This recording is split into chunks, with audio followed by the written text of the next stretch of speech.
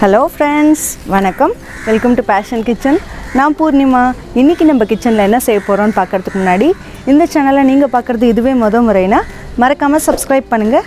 பக்கத்தில் இருக்க பெல் ஐக்கானையும் ஆளுங்கிற ஆப்ஷனையும் சேர்த்து ப்ரெஸ் பண்ணிக்கோங்க.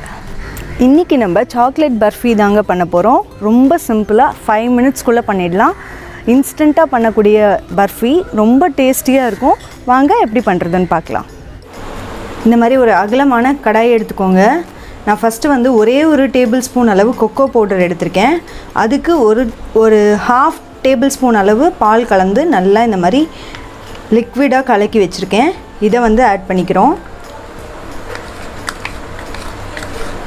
இப்போ இது கூடவே ஒரு ½ கப் அளவு கண்டென்ஸ்டு மில்க் ஆட் பண்ணிக்கிறோம். எந்த பிராண்ட் வேணால் இருக்கலாம். கண்டென்ஸ்டு மில்க் ஆட் பண்ணிக்கோங்க. இப்போ இது கூடவே நான் சாக்லேட் பிஸ்கெட் எடுத்திருக்கேன். ஹைட் அண்ட் சிக் பிஸ்கெட் எடுத்திருக்கேன்.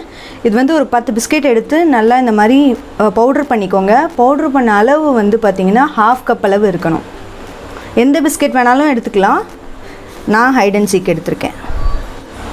அடுத்ததாக முந்திரி பருப்பு பவுட்ரு பண்ணி வச்சுருக்கேன். இதுவும் ½ கப் அளவு.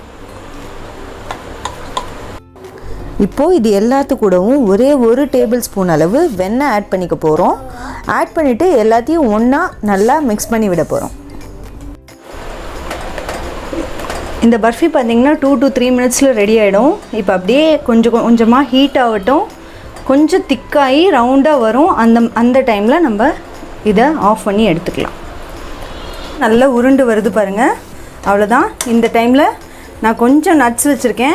எந்த நட்ஸ் இருக்கோ அது வேணால் போட்டுக்கோங்க. உங்களுக்கு பிடிச்ச மாதிரி போட்டு நல்லா மிக்ஸ் பண்ணிக்கோங்க. அவ்வளோதான். நம்ம ஸ்டவ் ஆஃப் பண்ணிடலாம்.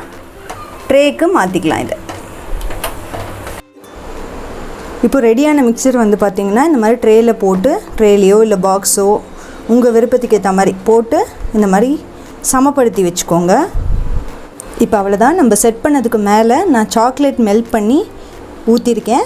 ஒரு எக்ஸ்ட்ரா ஃப்ளேவருக்காக தான். இது ஆப்ஷனல் தான். உங்களுக்கு வேண்டான்னா நீங்கள் பண்ண வேண்டாம்.